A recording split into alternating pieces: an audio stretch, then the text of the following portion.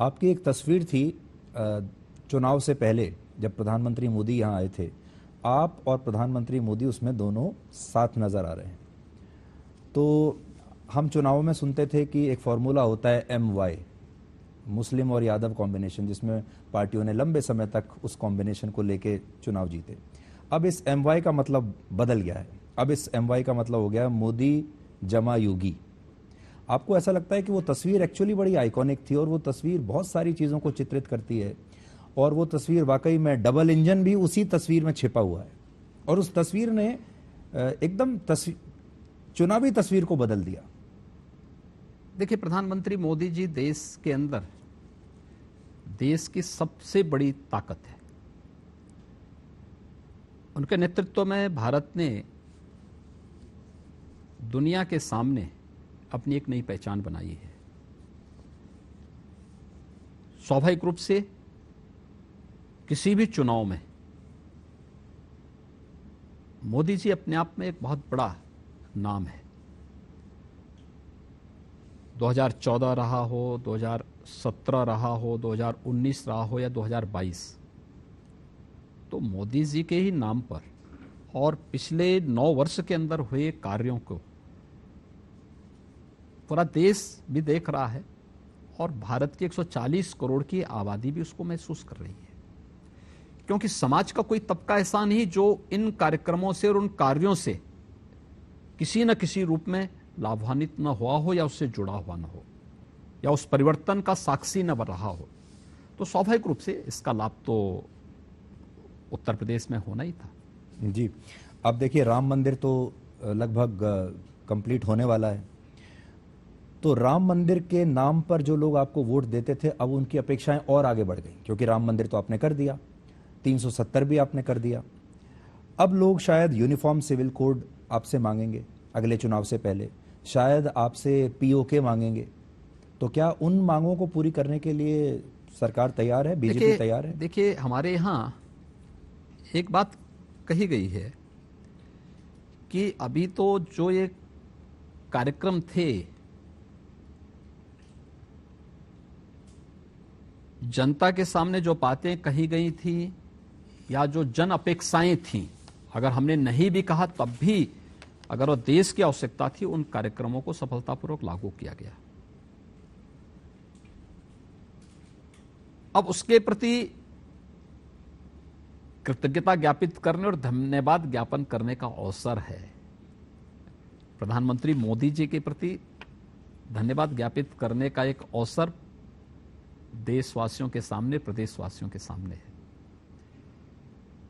ये उन जन भावनाओं को पहली बार आजादी के बाद सम्मान मिला।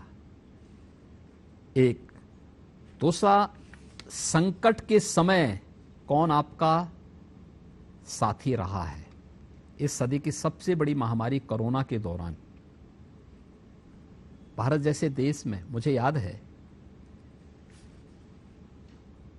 1998 में पहली बार सांसद बना था। तब तक पूर्वी उत्तर प्रदेश में, और बाद में वो बीमारी फैलते फैलते प्रदेश के 38 जनपदों में फैली थी, इंसेफ्लाइटिस की। जी, एक भयावह रूप ले चुकी थी। 1978 से लेकर के और 98 तक कोई उसका पुरसा हाल नहीं था, कोई पूछने वाला नहीं था, न सेंट्रल न स्टेट, कहीं भी नहीं। 98 में मैंने उस मुद्दे को संसद में रखने का प्रयास किया था। कुछ अड़चनें आई, फिर मुझे सफलता मिली, मैं लड़ता रहा। इंसेफ्लाइटिस का वैक्सीन जापान 1905 में बना चुका था और भारत में वैक्सीन आया 2006 में। 100 वर्ष लगे हैं वैक्सीन आने में, भारत आने में।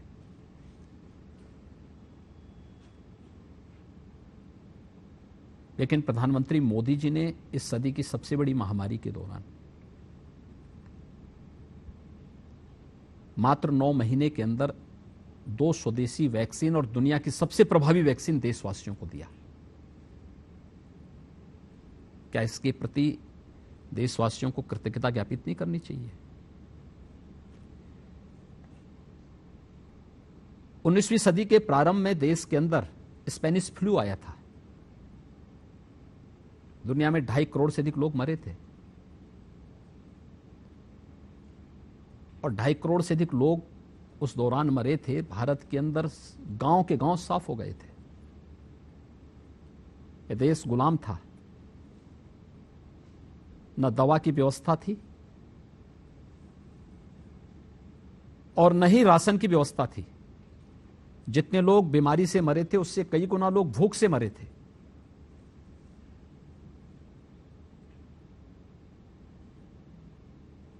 वंदे मातरम जैसा, आनंद मठ जैसा उपन्यास उसके बाद आता है। पहली बार हुआ है कि कोरोना की आहट के साथ ही देश में 80 करोड़ लोगों को फ्री में राशन की सुविधा भी प्राप्त होती है। इस सरकार की संवेदनशीलता को प्रदर्शित करता है और लगातार उन सभी कार्यक्रमों को लेकर आगे कार्य हो रहा है।